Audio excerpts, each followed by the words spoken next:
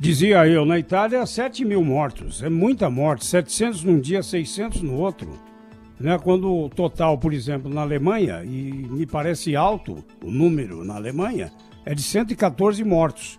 Com todo o primeiro mundo, toda a parafernália de saúde que a Alemanha pode dispor. Não é? Então, o número de mortos na Itália é um absurdo. É praticamente o dobro da China, onde se originou o coronavírus.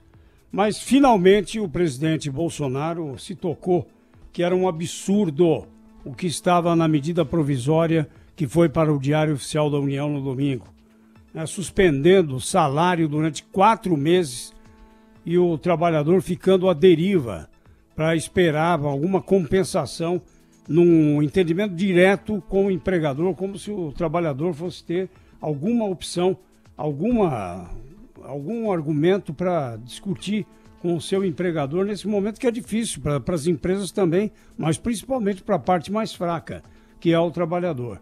Eu não sei quem é que inspirou o presidente da República a colocar aquele absurdo da suspensão de salário durante 4 meses. Bom, finalmente ele acabou voltando atrás, ligou para o Paulo Guedes, estou apanhando muito.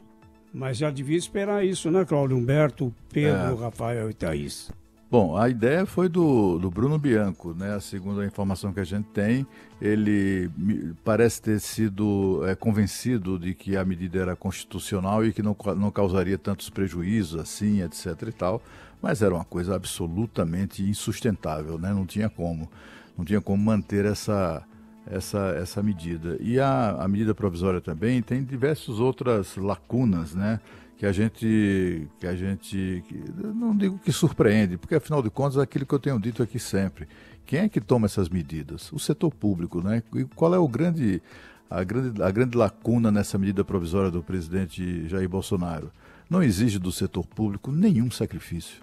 Eu não vejo os servidores com salários de Marajá tendo parte dos seus vencimentos cortados porque foram colocados, enfim, porque foi cancelado o expediente ou porque eles foram dispensados da assinatura de ponto. Eu não vejo deputado e senador simbolicamente, né, aparecendo com uma decisão semelhante àquela do Congresso do Poder Legislativo do Chile, em novembro, quando reduziu os seus salários, os senhores parlamentares chilenos, em 60%. A gente aqui no Brasil, é a mesma coisa. Temos uma medida provisória que impõe uma série de regras e sacrifícios ao setor público, que sustenta o setor privado. O setor privado é que sustenta o setor público e nessa área aí, o presidente da República, ninguém nem sequer cogita qualquer tipo de sacrifício, né, de qualquer supressão de privilégios, de regalias, né? Ontem a gente assistiu o presidente da Câmara falar em orçamento de guerra. Ele vai abrir mão do jatinho que ele já usou mais de 770 vezes desde que assumiu a presidência da Câmara dos Deputados? Será que os senhores marajás do Serviço Público Federal, estadual, mas sobretudo federal, será que eles vão abrir mão do auxílio moradia, né? Do auxílio babá, do auxílio creche, auxílio escola, que eles têm tudo isso, né? Auxílio creche, auxílio escola, auxílio babá, tudo acumulado. E diversas outras regalias e privilégios que nós não temos. Nós que pagamos essa conta não temos. Nós que estamos aqui do lado de fora, na chuva, né? Trabalhando feito loucos para sustentá-los. Acho que essa é a grande lacuna do setor público. E tem diversas falhas. A medida provisória, por exemplo, impõe ou recomenda o teletrabalho. Mas eles não fazem isso. É aquela coisa do faça o que eu digo, mas não o que eu faço. Porque o governador aqui do Distrito Federal foi à Justiça ontem, ao Supremo Tribunal Federal, para obrigar o presidente Bolsonaro a determinar teletrabalho no âmbito do governo federal. Olha, eu vou repetir aqui sobre esse assunto que eu disse ontem. É absolutamente cruel a proposta feita pelo governo, porque ela coloca na mesma mesa, para uma suposta negociação, gente que está em patamar diferente.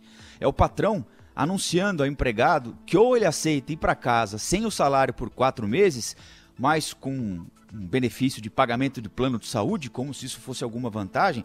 Até né? A essa altura aqui do campeonato. Mas, pelo amor de Deus, ele perde toda a renda por 4 meses, ganha um cursinho online para se reestruturar durante esse período e fica em casa sem receber salário. Ele vai receber uma ajuda de custo que vai ser determinada pelo próprio patrão. E aí qual é a resposta que o empregado... Vamos nos imaginar nessa situação, e cada um dos nossos ouvintes, dos internautas que acompanham a programação da Rádio Bandeirantes, seu patrão te chama hoje e diz o seguinte: olha, o que eu tenho para te oferecer é ou a rua ou 4 meses em casa, sem receber salário, com um plano de saúde, com uma ajuda de custo aqui que eu vou decidir de quanto é.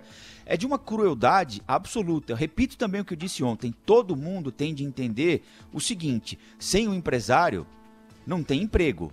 Portanto, é fundamental atender esse setor de atividade, especialmente os pequenos, os micro, os médio empresários, que são quem mais empregam no Brasil. Precisam de dinheiro para o fluxo de caixa, precisam atrasar pagamento de impostos, eles precisam do máximo que o Estado puder oferecer a eles a esse momento aqui, não tem a menor dúvida. Agora, dá a eles o direito de mandar o trabalhador para casa e dizer o seguinte: fique lá por 4 meses, como é que esse cara vai pagar o aluguel? Como é que ele vai pagar a conta de luz? Como é que ele vai pagar, às vezes, a mensalidade escolar do filho? Porque escola não está, mesmo nesse período aqui com escola fechada, não tem escola batendo mensalidade não, porque tem curso online, porque as escolas continuam oferecendo, mandando a lição para casa. Então a vida está correndo para todo mundo e não vai parar de correr. É conta de gás chegando, é conta disso, é conta daquilo. Quem pode não pode pagar, ou quem pode não deve parar de pagar diarista, por exemplo, porque senão são elas ou eles que ficam sem receber salário.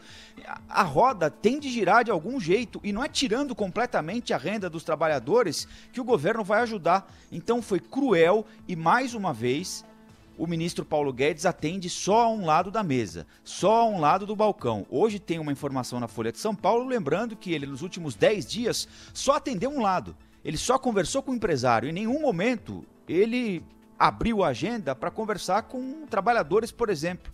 E agora, o presidente Jair Bolsonaro diz que assinou sem ler. Como assinar sem ler é um negócio tão grave? Se ele assinou sem ler, se é verdade isso, o que eu não acredito, né? Se ele assinou sem ler, é um erro crasso da parte dele perdão, é caso para demitir o ministro da Economia. Porque como confiar no ministro da Economia que entrega um papel para o presidente e diz o seguinte: presidente, pode ler que eu garanto, e nesse papel está escrito que os trabalhadores vão ficar 4 meses sem receber salário? Você confiaria no ministro da Economia desses? Eu, jamais. E eu acho, Rafael, que além da gravidade do conteúdo, alguma coisa, a gente está vivendo uma situação excepcional, e aí quando a gente fala de ter estratégia para enfrentar o pós, alguma coisa talvez tenha que ser, de fato, olhada e mexida, não é? Isso é uma realidade, não adianta a gente enfiar a cabeça dentro da terra como avestruz, porque vai continuar a parte maior para fora. A questão é fazer isso de domingo para segunda, no fim da noite de domingo, e sem publicizar isso de forma correta. Então, medidas drásticas requerem também anúncios drásticos, não é? Essa é a decisão do governo. Ok, é claro que se fosse, porque já voltou atrás, teria que depois arcar com consequências, lidar com oposição, isso faz parte. Mas não dá para fazer isso num decreto editado domingo 11 da noite. Mas aí não é nem oposição, né, Thaís?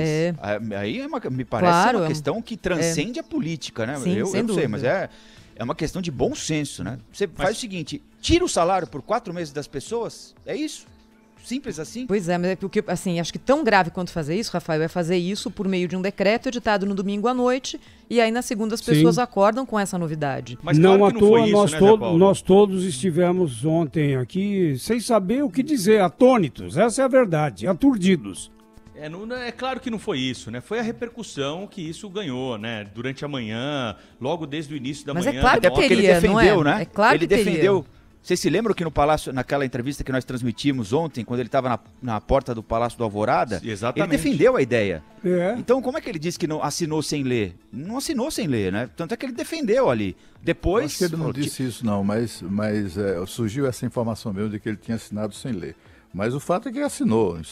Tendo assinado, ele é o grande responsável pelo ato que fez. A única virtude nisso tudo é o recuo, é o fato dele haver desistido dessa insanidade. Mas, de fato, perturbador a gente imaginar que o presidente da República assine uma medida provisória que tem força de lei, com vigência imediata, sem ler. Ou sem ter E sido tem coisa mais advertido. importante, viu, Cláudio, que ainda vai ser debatida aí pelos próximos dias. Essa história de você flexibilizar a exigência de material de segurança, de saúde no trabalho, né? Esse é um ponto muito polêmico, né? Parece que isso, o ministro Paulo Guedes já havia mencionado isso aí num passado recente, nesses projetos todos de reforma que se discute, encaixar em algum projeto essa ideia.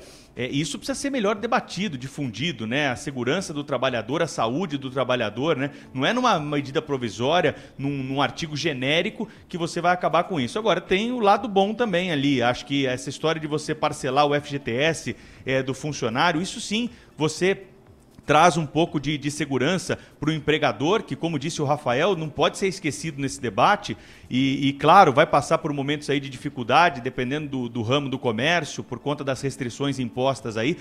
O crédito, né, que deve ser a medida do governo para ajudar Pedro, esses trabalhadores, Rafael. Ele disse ontem, antes de voltar atrás, a referida MP, ao contrário do que espalham, resguarda a ajuda possível para os empregados. Ou seja, se ele não tinha conhecimento da MP, porque assinou sem ler, ele a defendeu. Ou alguém disse para ele, falou assim, o presidente, não é nada disso aí que estão falando, esquece isso, essa crítica não tem sentido, vai lá e defende. Então, assim, ou ele não entendeu, ou ele apoiava e desistiu porque estava apanhando, ou ele voltou atrás porque enfim, falou, bom, agora ou é isso ou nada, né? Perdido por 2, perdido por 10. Eu acho muito grave o que aconteceu, sinceramente. Entendo que é um momento difícil, né? Essas idas e vindas fazem parte do jogo mesmo. A gente está vivendo um negócio inédito e não é porque alguém ocupa um cargo público que não pode errar, né? Às vezes a gente é muito cruel com isso também, né?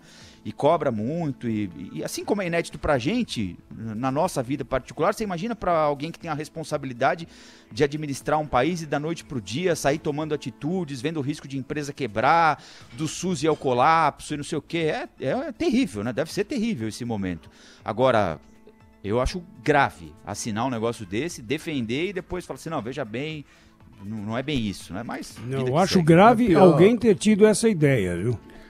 Foi alguém aí que está à direita de Gengis Khan, né? Ou, sei lá, no mínimo à direita do Olavo de Carvalho para tomar uma medida como essa. Mas o fato, assim, é tudo muito sério o que aconteceu, muito grave até, mas foi revogado, né? É preciso levar isso em consideração. Pior seria se, numa demonstração de intransigência, de cabeça dura, só para não admitir o erro, o grave seria a manutenção desse artigo 18 da medida provisória.